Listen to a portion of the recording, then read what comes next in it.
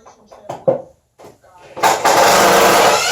needed to depend on it before in the way that they had during these times. We were just kind of floored by the way that the church community was supportive, you know, bringing meals, mowing their lawn, doing all those basic things to kind of take care of each other dealing with this crisis. What's happening with the church now?